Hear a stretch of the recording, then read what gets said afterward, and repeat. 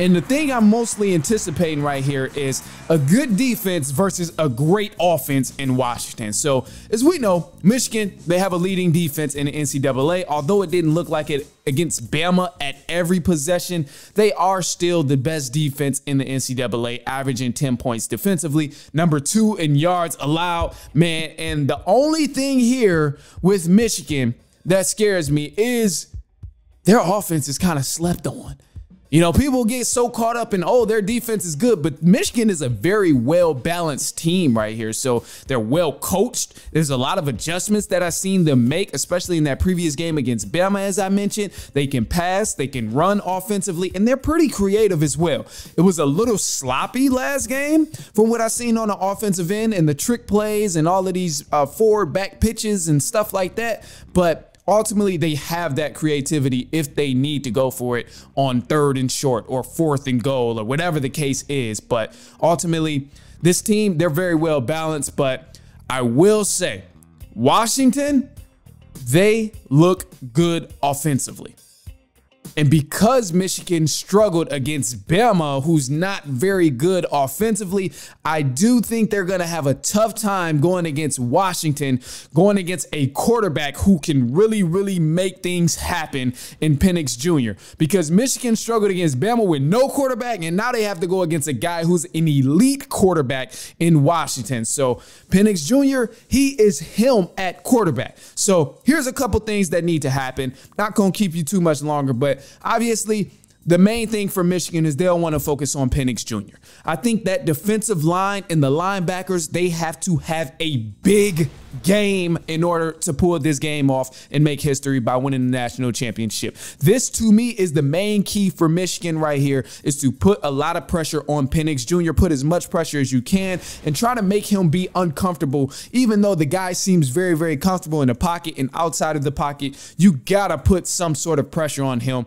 because if you let him sit back there, he's gonna dice you up and make all of these throws very, very accurately. So I would say try to make him somewhat uncomfortable by putting pressure on him. The defensive line and linebackers, this is going to be their time to shine this game. This is going to be the game where NFL prospects are looking and they're like, man, look at what this guy is doing against this double team, or look at what this linebacker is doing when he's rushing off the edge. Look at what this defensive tackle is doing. Look at all of these different things. So Michigan's D-line and linebackers have to show up big. For Washington, now, I would say for Washington, because their defense is not good, if their defense comes to play, even though I haven't seen it, I have no reason to believe that Washington's defense will step up. If Washington's defense steps up and actually make plays and locks in, it's going to be a long night for Michigan. And that's just, it's nothing else you can do about that, because their offense is already just amazing.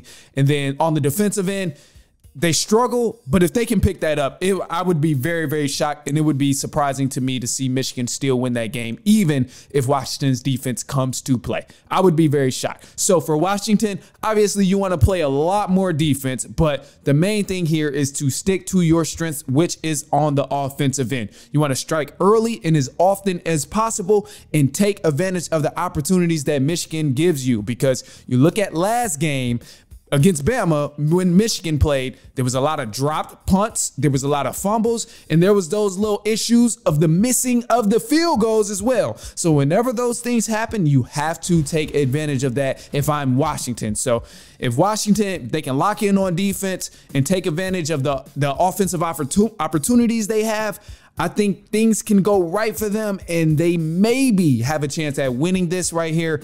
Obviously, it's a fair shot because they have a good offense, but I'm not confident enough to say they will go on to win this game. But the last thing, whatever you do, if you're Washington, whatever you do, I don't care if you're turning it over or not, the last thing you want to do is do not let Michigan take an early lead, because this team is very, very well balanced, meaning if they get a lead on you and they run it up, if they're up 2 touchdowns, they know how to play defense. So they can prevent you from scoring as easily as you might have scored on other opponents, because this team really plays defense. And then that's another thing. Even if you do score, they can play offense so they can continue to score the ball. So you do not want to let Michigan take an early lead and continue to get hot. That's the main thing Washington cannot do. But as far as my prediction, because I've done a lot of talking here, I'm going to side with the University of Michigan. The Wolverines will take this dub here. I'm saying they're going to win this game, mainly because they're such a balanced team, whereas Washington, they're only elite on the offensive end. I haven't seen them well-rounded like I've seen Michigan, man, and I got to go with Michigan to win this game.